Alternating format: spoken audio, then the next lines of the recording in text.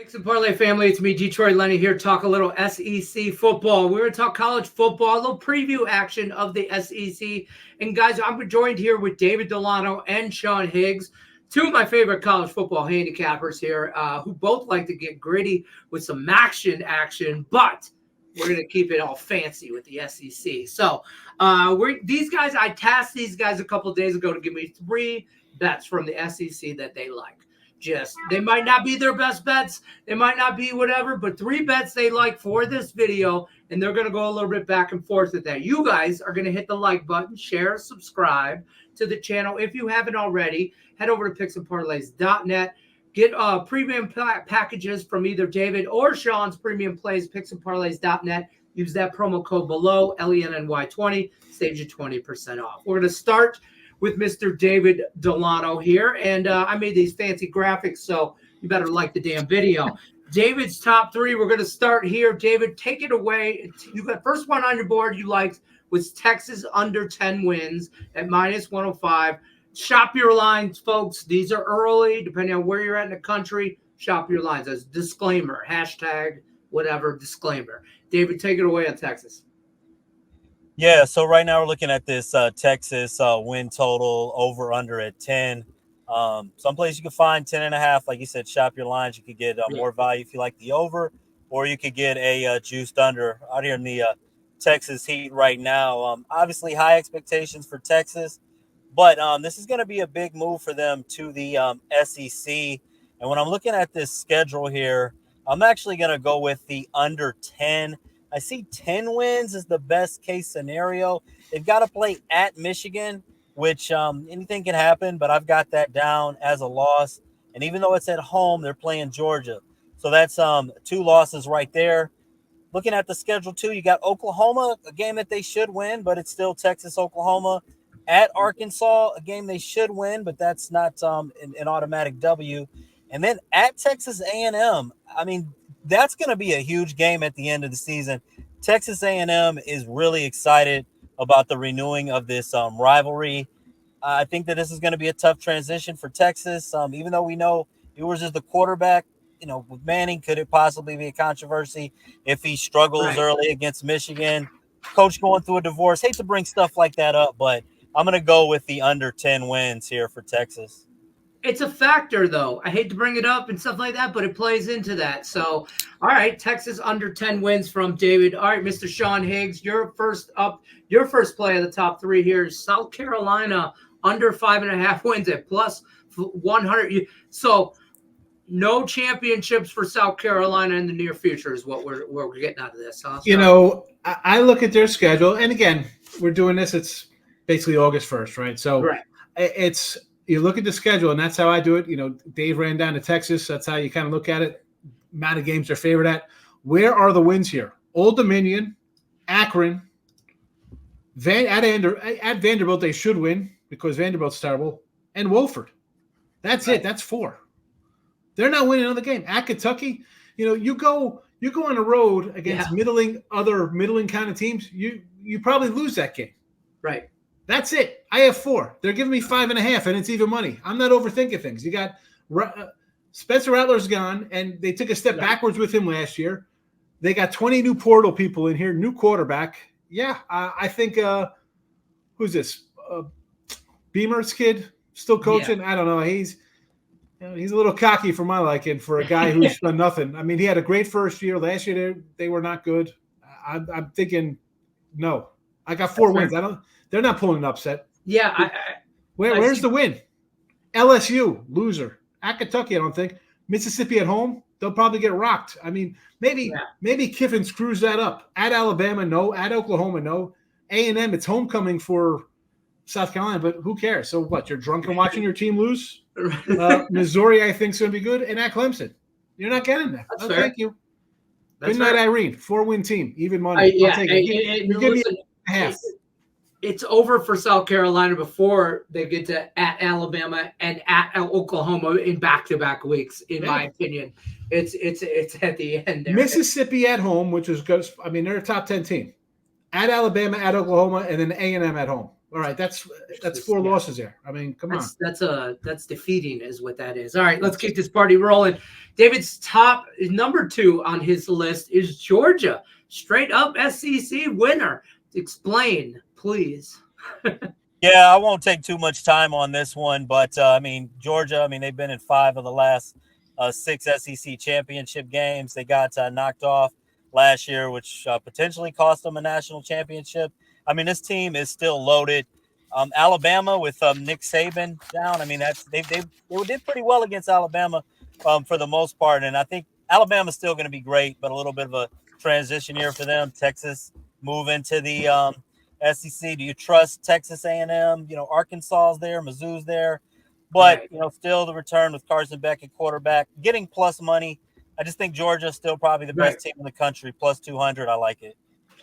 Tough schedule for them at Alabama, at Texas, at Ole Miss. Those are 3 big games for them down the road, and we'll find out here. Mr. Sean Higgs, number 2 on your list is Florida under 8.5 wins at plus 120. Hold on, that's 4.5 wins. It's not 8.5 wins. I'm sorry, 4.5. We'll edit that later. I'll say, wow, 8.5. I love it. Bet your children on that. Bet your children's unborn children, folks. Fat fingers. What do you want? It's 4.5. Disclaimer: 4.5. Well, that's probably why you're thinking, wow, this is a crazy number. You're 8.5. Yeah.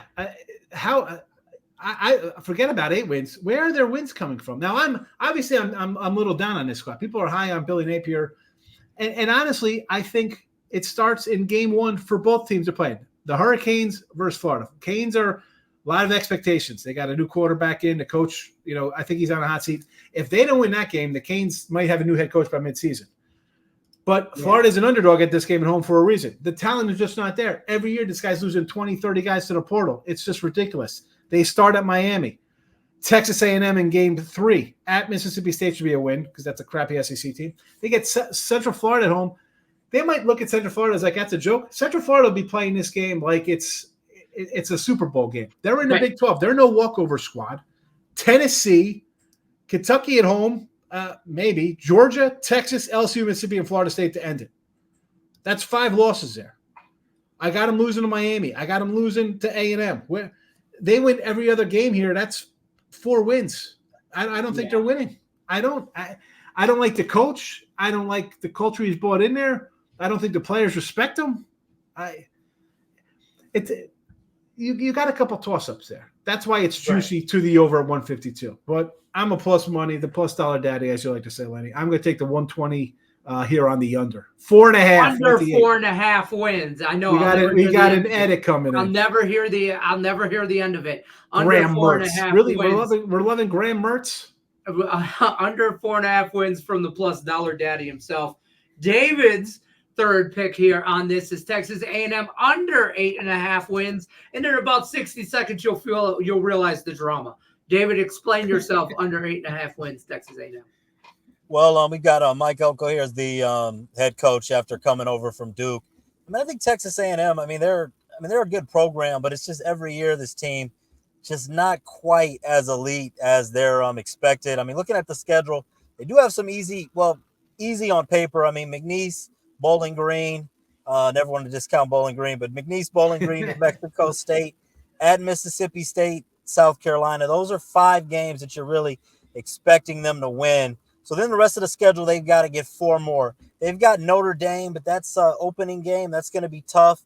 Like Sean touched on, Florida is still going to be tough. Florida, he's got the under 4.5 or under 4.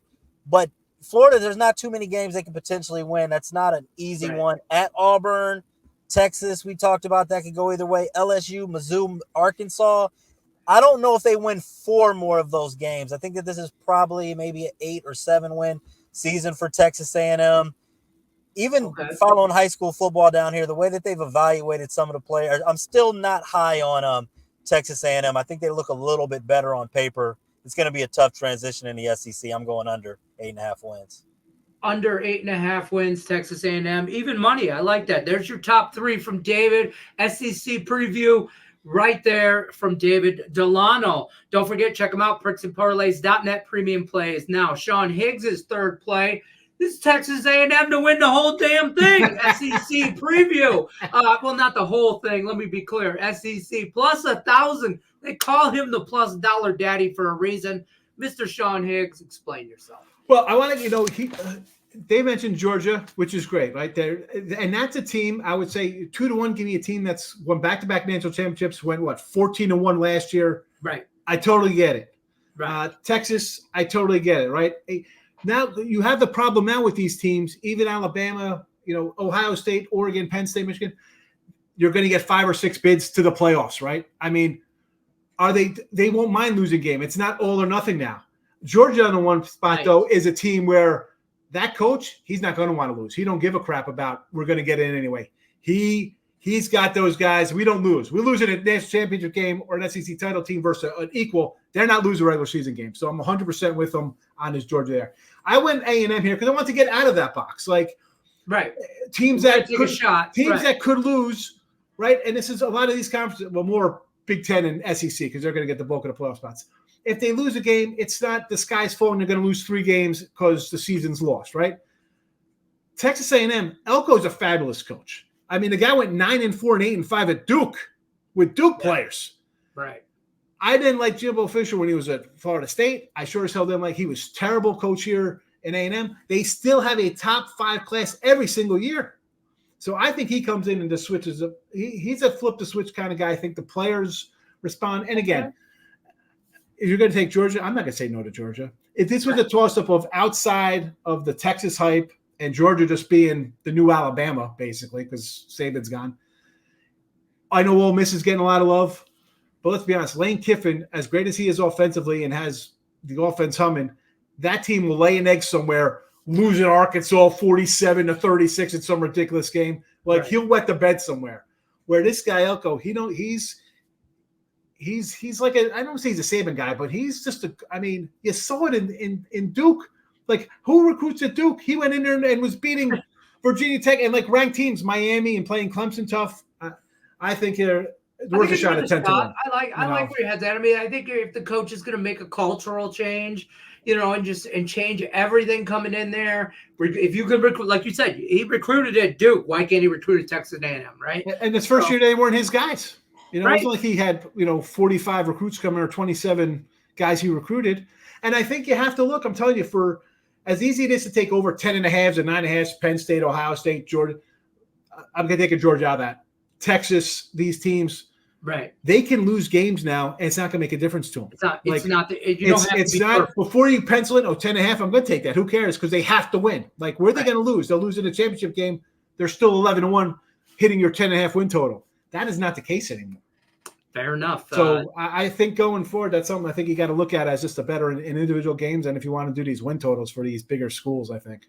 I like that. There's some knowledge from David and Mr. Sean Higgs there. The plus dollar daddy, David Delano, dropping some knowledge. I want to say, I didn't say anything at the beginning show off air. This guy's the first video with this guy. We're not, just crushing leaderboards. I'm like, what the? I'm having a good season. He's making me look like Chapel. I'm like, every time I go in there, I'm like, who the freak is it? I asked him, is this a real guy? I was like, who is this person? He's like, no, I do videos. And I'm like, holy cow. We do. Me and David Delano have been doing MLB videos. We go, Maction, be on the lookout for some action from he plays games. It's not like he's just doing like a game or 2 a week or something ridiculous. He's throwing out files there. I'm glad I got you guys on camera together. Yeah, I appreciate it. You've been killing it too, Sean. We're both real guys, no AI over here. Yeah, that's what I was I was like, what? Because we had the merge site. I'm like, what is this guy? Who is this guy? Is this a real person? I love it. And then we're semi neighbors. Which is bizarre. Yeah, and they're not that, and well, Texas neighbors to like the rest of the country. That's not really neighborly. Yeah, like it's like, you're a town over, but it's really halfway across the globe. It's really an 8-hour drive. I'm not AI either, folks. I really look this damn good. There's Sean Higgs's top plays for the SEC preview. Florida under 4.5 wins plus 120. South Carolina under 5.5 at even money. And A&M taking a shot plus 1,000 for the SEC winner. And then David's premium plays here. Don't check them out at picksandparlays.net as well. But top 3 for the SEC. Taking Georgia. It makes sense. Plus 200. Texas under 10 wins. -105, and A&M under the 8.5 wins at even money there. So that's been your SEC preview. We appreciate everybody stopping by. Good luck unless you're against us. Thanks for watching, everybody.